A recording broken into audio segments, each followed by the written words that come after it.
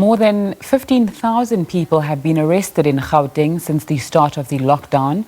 Provincial Police Commissioner Elias, Mawela, who was in Soweto today enforcing lockdown regulations, says they chose the area due to complaints they received of non-compliance.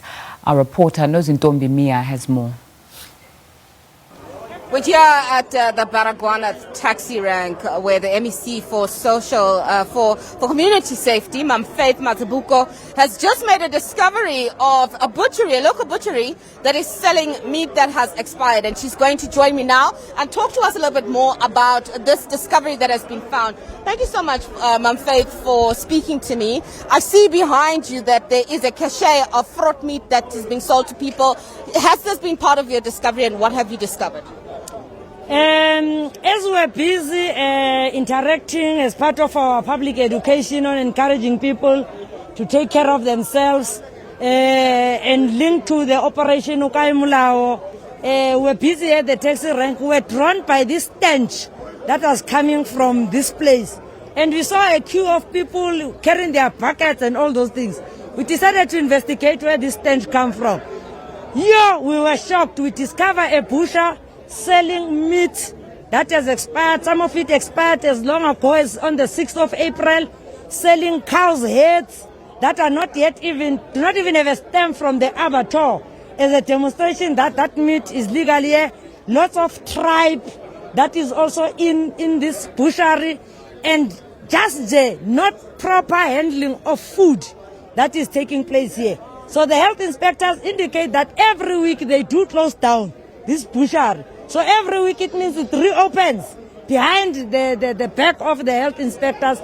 And unfortunately today, Baba said Patini, because more police were here, all the law enforcement officers were here, and they literally had to arrest the owner, take away the certificate. But what is shocking is what is being sold to our people. Such as, you mentioned heads, meat, tripe that you can see that it's changing color. In one of the storages, it's cow's head together with trotters and the cow's hide. And literally, that's not how you handle food. And I'm 100% sure, because our people, they go for this cheap food. That's why they take advantage of them. We wish to urge our people, don't just buy meat without checking the expiry date. Make sure you check the date and buy food that is correct. Let us avoid buying all this. We don't know where coronavirus emanated from. So that's why we've got lots and lots of diseases that are not ending within our people, whether it's contributed by many things. It's such things that our people find themselves eating, all in the name of being hungry. Mama Zibuko, I see right behind you, the police have just loaded that expired meat into that van over there. What's going to happen to that meat? It's going to be disposed. Obviously, they will take it to areas where they dispose properly food that has been found. What they're still waiting is to take out the big cow heads that are in here. And maybe some of the cows that getting lost here in our communities. Ngathola ukuthi ezinye zazo la ngaphakathi mhlambe nje nolahlekele inkomo yakhe inhloko yakhona la ngaphakathi. Mama Zibuko, you said that the owner of this butchery has been arrested. What charges has he been arrested on? Obviously contravening what pertains to handling of food and not complying with those regulations that pertain to health and how you handle food. And you know, this operation today, this really is the point of this operation, ensuring that people do abide by the rules of the lockdown. What else have you observed aside from the blatant flouting of the lockdown rules by this butchery owner? What else have you observed in your operation so far? We still notice a lot of our people here at the taxi rank, but obviously they will tell you they are from Para or they were here to buy food. And taxi drivers also complaining that some of the passengers, they do not want to comply when they tell them that you are not supposed to be sitting in so many number in a taxi. The passengers that are the ones that actually want to defy. But we have insisted that the queue marshals must be the one that also make sure that the correct number of people are seated in a taxi and start encouraging their passengers to wear masks. If you wear a mask, you will protect yourself, because you may never know you are sitting next to who or what. So, but most importantly, also have sanitizers on our hands. I've noticed most of them, they don't even have sanitizers.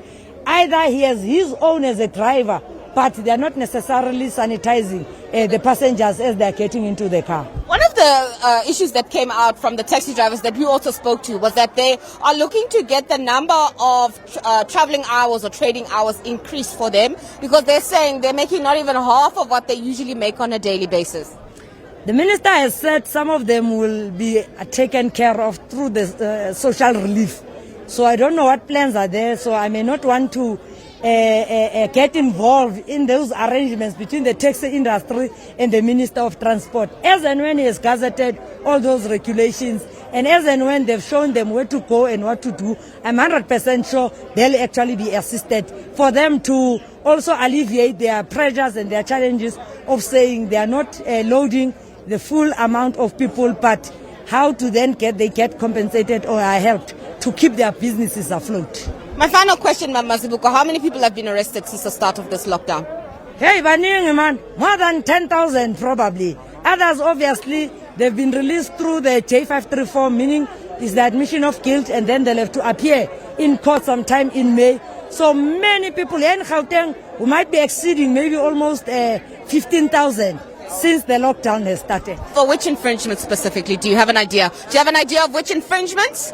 Majorities infringing on the regulations, others driving without permits, others literally violating the regulations of lockdown, being on the road when they are not supposed to be on the road, but others not even having permits to sell here outside.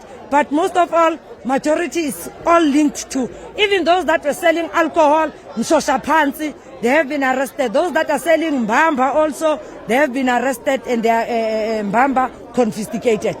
Thank you so much, Ma'am Faith Mazibuko, the MEC for Community Safety here in Gauteng, just giving us more of an update of what they have found here at the Baragwana taxi rank.